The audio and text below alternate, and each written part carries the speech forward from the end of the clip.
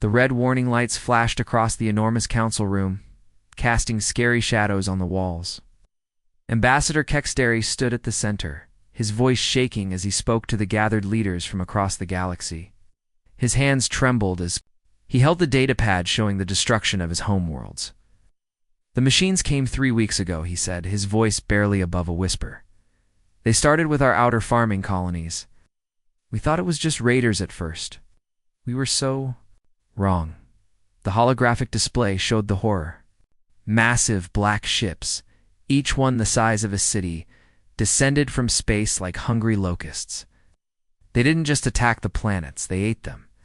The machines stripped away everything living, turning lush green worlds into dead gray rocks in just days. The harvesters don't negotiate. They don't take prisoners. They just consume, Kextery continued. 15 billion of my people lived on those worlds last month. Now there's nothing left but empty space and metal debris. Admiral Velton, a tall, blue-skinned warrior from the military arm of the Galactic Council, stepped forward. His face was grim as he pulled up the tactical reports. "The situation is worse than we initially thought. Our main battle fleets are fighting 3 other wars right now. The Borg Rebellion in the Outer Rim, the Civil War in the Andromeda sector, and those space pirates near the trade routes." He pointed to the star map floating above them. Red dots showed where their forces were spread thin across hundreds of light years. "Our closest available fleet is currently 4 months away at best speed. By the time they arrive, the harvesters will have consumed 50 more worlds." The council members looked at each other with growing panic. Some whispered prayers in their alien languages. Others calculated how long it would take the machines to reach their own homeworlds.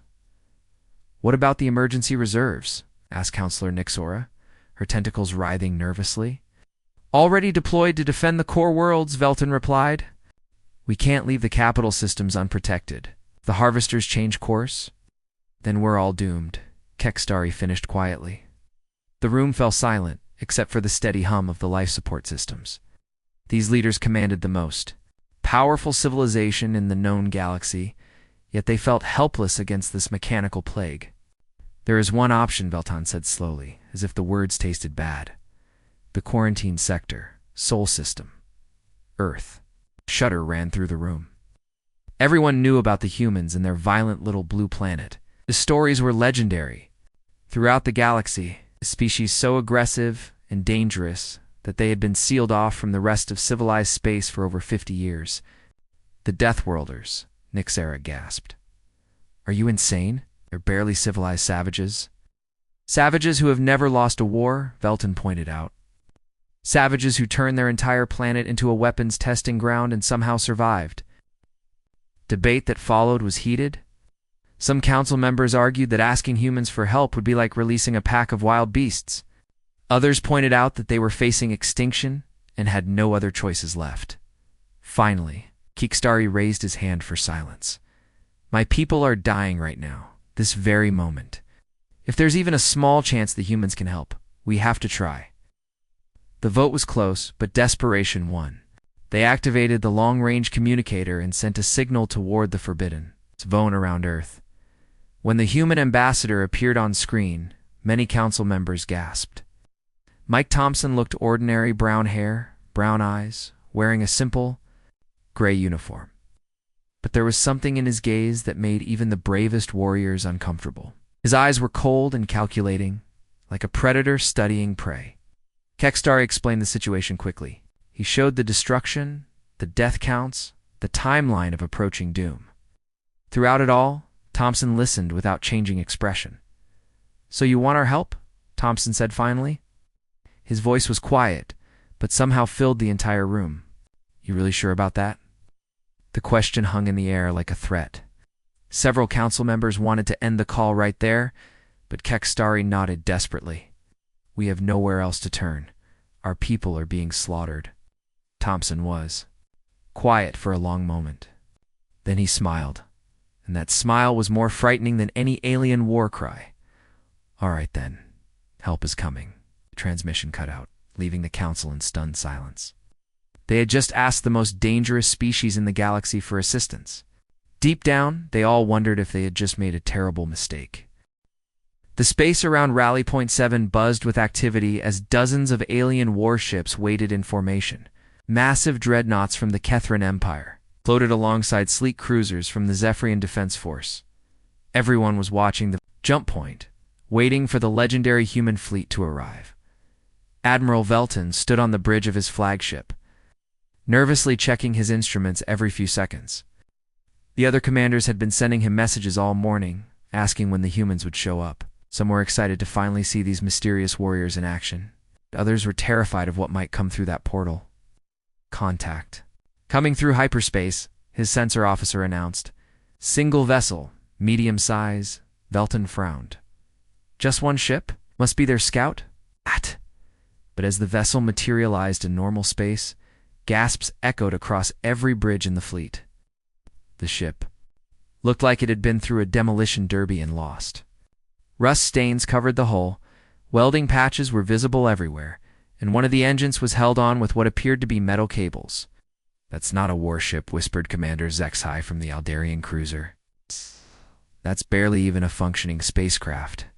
The human vessel drifted toward the main station without any of the military precision the aliens expected. No formation flying, no weapon displays, no intimidating maneuvers. It just puttered along like an old farmer heading to market. Admiral. Velton felt his heart sink as he realized what was happening. Either the humans had sent them a joke, or Earth's military was even more primitive than they had feared. When the airlock opened and the human crew stepped out, the disappointment only grew worse. Captain Jake Morrison looked like he had just rolled out of bed. His uniform was wrinkled, his boots were scuffed, and he needed a shave. He walked with his hands in his pockets, whistling some tune under his breath. Behind him came Lisa Carter, a woman with grease stains on her coveralls and tool belt hanging from her waist. She was chewing gum and looking around the station like a tourist. The third human, Tom Brooks, carried a battered laptop computer and wore glasses held together with tape. This is it. Admiral Velton's voice came out higher than he intended. This is the help Earth sent us. Morrison looked around at all the gleaming alien officers in their fancy uniforms and elaborate medals. He scratched his beard and grinned. Yep, that's us. Though technically, we're just the advanced team. Real reinforcements might show up later. The word might hit the aliens like a physical blow. They had been expecting Earth's finest warriors, their most advanced technology, their secret weapons. Instead, they got 3 people who looked like they worked at a garage. I'm Jake Morrison, the captain continued, seemingly unaware of the chaos his appearance had caused. This lovely lady covered in engine oil is Lisa Carter, best engineer I ever worked with. And the guy who looks like he hasn't slept in a week is Tom Brooks. Don't let his appearance fool you, he's scary smart with computers. Lisa waved cheerfully with a wrench in her hand. Tom just nodded while typing something on his ancient laptop. Commander Zexai couldn't contain himself any longer. Captain Morrison, with all due respect, the Harvesters have already destroyed 2 more worlds since we called for help. We need military support, not ... whatever this is. Morrison's casual smile never wavered, but something cold flickered in his eyes for just a moment. Oh, we're military, all right? Just not the kind you're used to. But where are your weapons? Your battle fleet? Your army? Velton demanded. Don't need 'em, Lisa said, blowing a bubble with her gum. We brought something better. Which is what? Exactly? Another alien commander asked sarcastically. Tom looked up from his computer for the first time. His voice was quiet, but everyone heard him clearly. Human creativity. The aliens looked at each other in confusion. They had expected plasma, cannons, and nuclear missiles. Instead, they got 3 people who acted like they were on vacation. Morrison clapped his hands together. Right then, let's get down to business. We're going to need everything you know about these harvester machines. Technical specifications, communication, protocols, behavioral patterns, tactical data, the works. What good will that do? Velton asked weakly. Can't kill something properly if you don't understand how it works, Morrison replied cheerfully. Trust me, once we figure out what makes these things tick, the problem will solve itself. The aliens exchanged worried glances. They had asked for help and gotten 3 humans who seemed more interested in studying the enemy than fighting it. As they reluctantly began transferring data files, many wondered if they had made a terrible mistake. But deep in their files, Tom Brooks was already finding patterns that no one else had noticed. The battered human cargo ship drifted silently through the asteroid field, its engines barely humming. For 3 weeks now, it had been following the massive harvester fleet like a persistent shadow, the alien commanders watching from their safe positions grew more frustrated with each passing day. "What are they doing out there?" Admiral Velton muttered, staring at the tactical display. The human ship appeared as a tiny green dot, maintaining perfect distance from the enormous red mass that represented the machine. Swarm. Ambassador Kikstari paced back and forth in the command center, his claws clicking nervously on the metal. "Floor, they're supposed to be helping us. Instead, they just follow those monsters around like lost puppies." On the main screen, another agricultural world was turning gray as the harvesters stripped it bare. Billions of tons of organic matter were being processed into raw materials for more machines. The death count climbed higher every hour. "Trusted me," Kekstari said bitterly. "I told them help was coming. Now they're dying while the humans take pictures." But inside that rusty cargo ship, something far more dangerous was happening. The main cargo hold had been converted into a workshop that would have impressed any military engineer. Tom Brooks hunched over a workbench, completely absorbed in his task. Scattered around him were pieces of destroyed harvester drones. Their black metal shells cracked open to reveal the complex circuitry inside. "Hand me that neural processor," Tom called out without looking up. Lisa Carter tossed him a glowing cube the size of a tennis ball. She was lying on her back under a control panel, rewiring the ship's systems with components they had salvaged from battle debris. Sparks flew as she connected alien technology to human computers.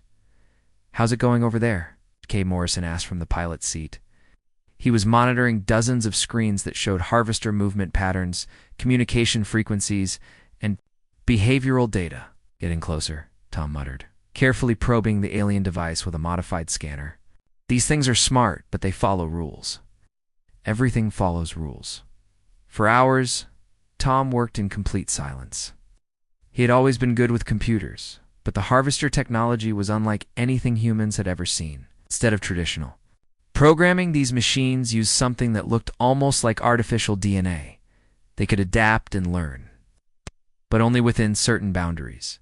"That's it," Tom whispered suddenly. His eyes lit up as he understood what he was looking at. "Lisa, come look at this." She rolled out from under the control panel, wiping oil from her hands. "What did you find?" "They're not just machines," Tom explained excitedly.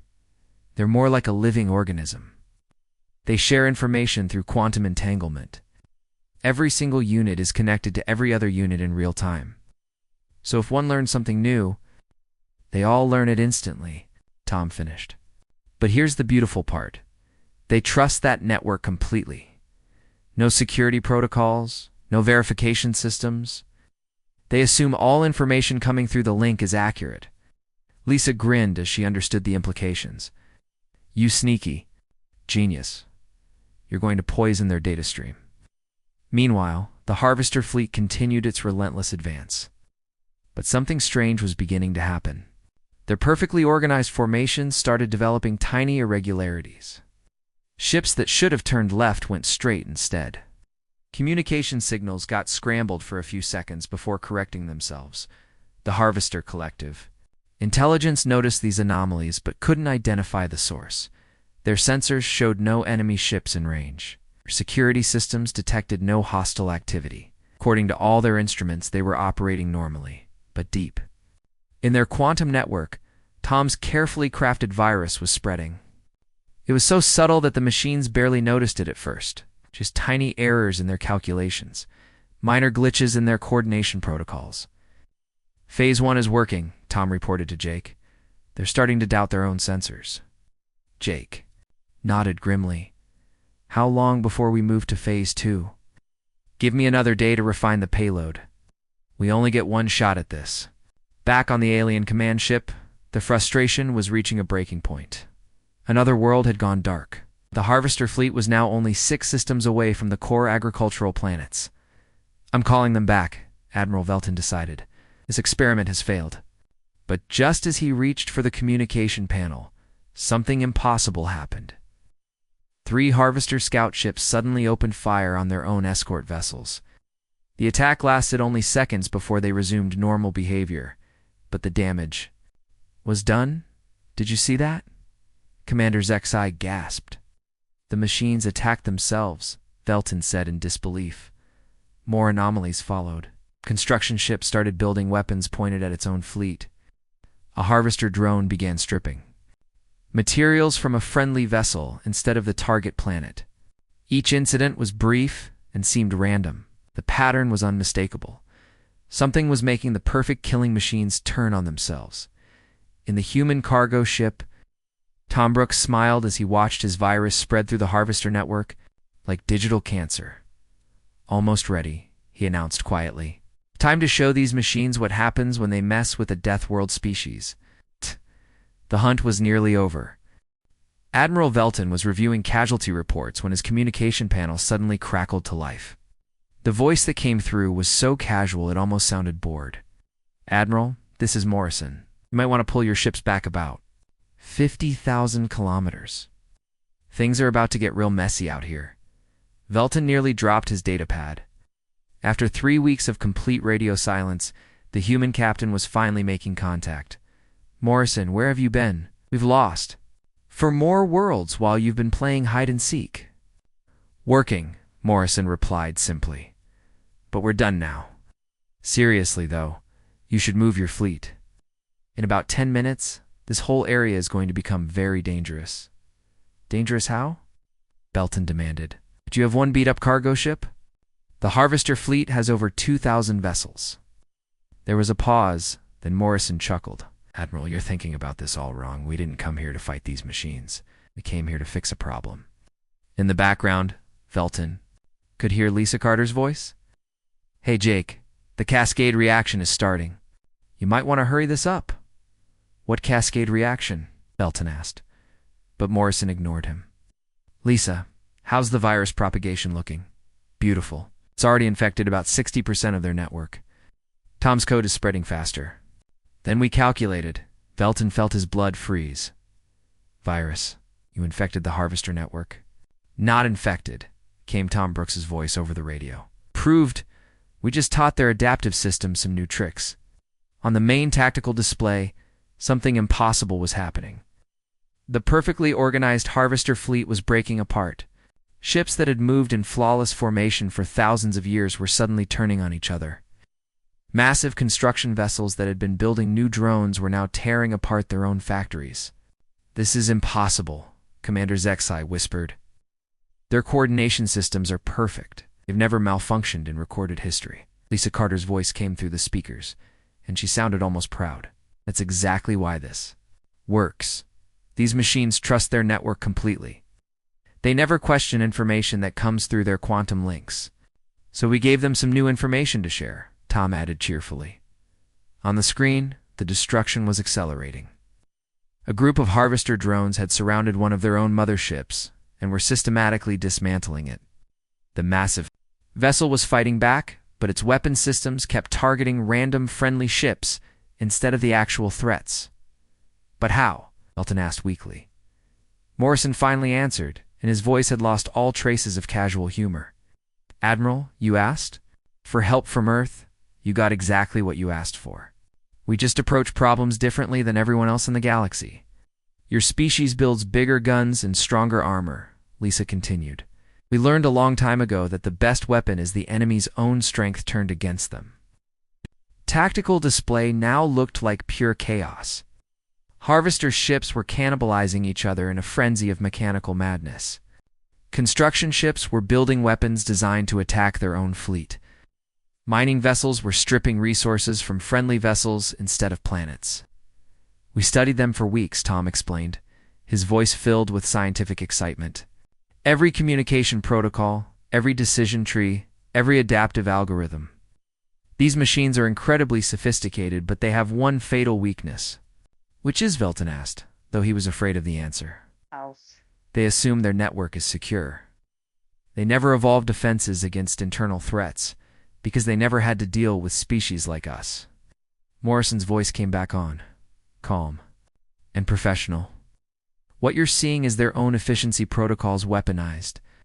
We convinced their collective intelligence that consuming other harvester units is more efficient than harvesting planets. Since they share all information instantly, every ship in the fleet now believes this is the optimal strategy. The alien commanders watched in stunned silence as the most feared force in the galaxy tore itself apart. Ships that had existed for centuries were being reduced to scrap metal by their own companions. The precision and coordination that had made them unstoppable was now ensuring their complete destruction. The beautiful part, Lisa added, is that they can't stop it. Their adaptive systems are designed to spread successful strategies throughout the network. As far as they know, this new behavior is working perfectly. Admiral Velton realized he had been holding his breath. The small cargo ship that had looked so pathetic 3 weeks ago wasn't a disappointment. It had been something far more terrifying. A mobile laboratory staffed by minds that looked at the galaxy's greatest threat and saw nothing more than an interesting puzzle to solve. "How long will this continue?" he asked quietly. "Till there's nothing left," Morrison replied. "Human engineering, Admiral. We don't just fight wars, we solve problems permanently." The destruction was unlike anything the galaxy had ever witnessed. What had once been the most feared fleet in known space was now consuming itself in an orgy of mechanical madness that defied all logic. Admiral Velton stood frozen on his bridge, watching the tactical display with a mixture of relief and growing horror. Massive harvester motherships, each the size of a small moon, were being systematically torn apart by their own escort vessels. The smaller ships swarmed over the giants like metallic piranhas, stripping away armor plating and vital systems with ruthless efficiency. What made it truly terrifying was how organized it all looked. This wasn't random violence. It was coordinated. Destruction following some twisted logic that only the machines understood. "By the ancient gods," whispered Commander Zexhai, his voice barely audible, "they're eating each other alive." On another part of the battlefield, constructor ships that had built countless killing machines over the millennia were now focused on a different task. Their massive industrial arms worked tirelessly. But instead of creating new harvester units, they were building weapons specifically designed to destroy their own factories. Plasma cannons and missile launchers sprouted from assembly lines like deadly flowers, immediately turning to fire on the very ships that had created them. The quantum communication network that had been the harvesters' greatest strength was now spreading the virus faster than wildfire. Every tactical update, every efficiency report, every piece of shared data carried Tom Brooks' digital poison deeper into their collective consciousness. Ships on the far edge of the fleet, dozens of light years away, suddenly began attacking their neighbors as the infected commands reached them. Ambassador Kextery watched his people's salvation unfold with tears streaming down his face. His agricultural worlds were safe. The billions of lives under threat would continue. But as the minutes passed and the carnage intensified, a cold realization crept into his heart. "This isn't just victory," he said quietly. "This is something else entirely."